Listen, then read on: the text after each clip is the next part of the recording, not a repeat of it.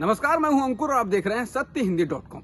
सत्य हिंदी की Android app download करने के लिए इस वीडियो के डिस्क्रिप्शन में जाइए, वहां पर आपको एक लिंक मिलेगा, वहां से आप ऐप डाउनलोड कर सकते हैं। अब एक नजर डाल लेते हैं अब तक की खबरों पर। हरियाणा के जींद में आज महापंचायत होनी है। यहाँ कंडेला और खटगढ़ के पास 2 कार्यक्रम होने हैं। राकेश टिकैत इसमें हिस्सा लेंगे। यहाँ राज्य के अलग अलग हिस्सों से किसान नेता भी आ रहे हैं। राकेश टिकैत की अपील के बाद से ही पश्चिमी यूपी, हरियाणा के किसान एकजुट हुए हैं। हरियाणा में भी किसान आंदोलन को और धार मिल रही है। किसानों ने मंगलवार को भी नेशनल हाईवे जाम कर दिया था। किसानों की मांग थी कि इंटरनेट को फिर से शुरू किया जाना चाहिए। सिंगू बॉर्डर पर पुलिस ने किसानों को एक प्रकार से खुली जेल में बंद कर दिया है। हर तरफ से मुख्य रास्तों पर कटीले तार, बैरिकेडिंग लगा दी गई है। जनसत्ता के अनुसार पंजाब के गुरदासपुर के रहने वाले हरभजन सिंह, जो कि पिछले करीब 1 महीने से आंदोलन से जुड़े हैं, उन्होंने बताया कि बैरिकेडिंग के चलते कई लोगों को खुले में ही शौच के लिए मजबूर होना पड़ रहा है। रास्तों के बंद होने की वजह से प्रदर्शन स्थल पर काफी कम टॉयलेट बचे हैं, इसलिए कई जगहों पर लंबी लंबी लाइनें लग रही हैं। सिंगू बॉर्डर पर ही मौजूद किसानों का कहना है कि 26 जनवरी को हुई घटना के बाद से प्रदर्शन स्थल पर पानी की सप्लाई पर भी असर पड़ा है। हालांकि इस पर दिल्ली के जल मंत्री सत्येंद्र जैन और दिल्ली जल बोर्ड के उपाध्यक्ष राघव चड्ढा ने पुलिस को जिम्मेदार ठहराते हुए बताया कि पुलिसकर्मी टैंकरों को रोक देते हैं और कहते हैं कि ऊपर से ऑर्डर है। बता दें, सिंगू बॉर्डर पर पुलिस मीडिया को भी जाने से रोक रही है। किसानों का आरोप है कि सरकार किसानों की खबरें दबाना चाहती है।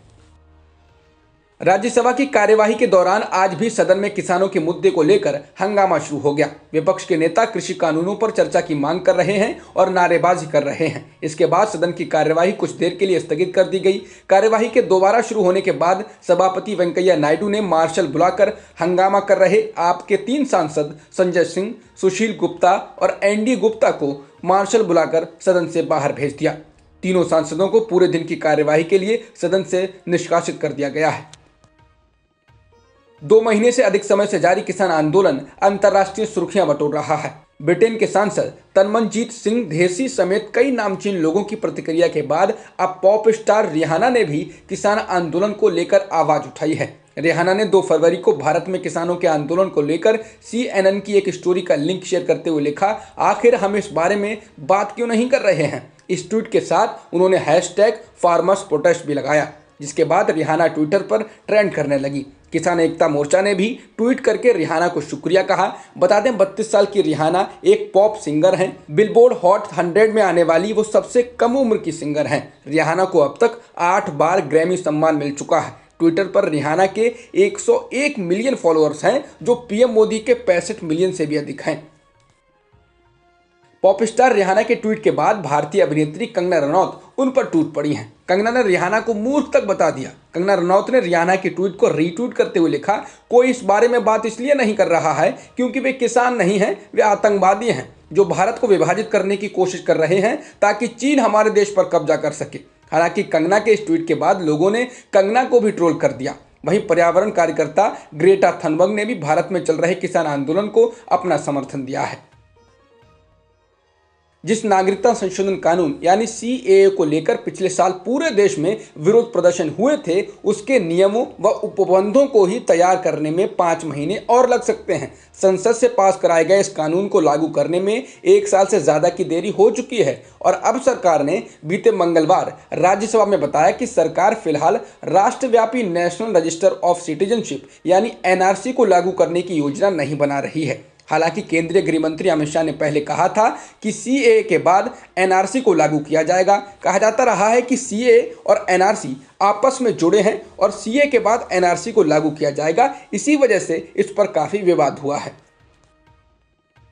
अंतरधार्मिक शादियों पर रोक लगाने की मंशा को लेकर कुछ राज्य सरकारों की ओर से हाल ही में जब कानून बनाए गए तो ये सवाल उठा था कि क्या केंद्र की सरकार राष्ट्रीय स्तर पर ऐसा कोई कानून लाएगी। मंगलवार को केंद्र सरकार ने संसद में इस सवाल का जवाब ये कहकर दिया कि ऐसा करने की उसकी कोई योजना नहीं है। मंगलवार को केरल कांग्रेस के 5 सांसदों की ओर से सरकार से सवाल पूछा गया कि क्या सरकार इस बात को मानती है कि अंतरधार्मिक शादियों की वजह से धर्मांतरण हो रहा है और क्या वह उन्हें रोकने के लिए कोई कानून ला रही है। जिसके जवाब में गृह राज्य मंत्री जी किशन रेड्डी ने कहा, संविधान के 7वें अनुच्छेद के मुताबिक सार्वजनिक व्यवस्था और पुलिस राज्य के विषय हैं। इसलिए धर्मांतरण से संबंधित अपराधों को रोकना, इनके बारे में पता लगाना, इनको दर्ज करना, जांच करना और अभियोजन का काम राज्य सरकारों और केंद्र शासित प्रदेशों के प्रशासन का है।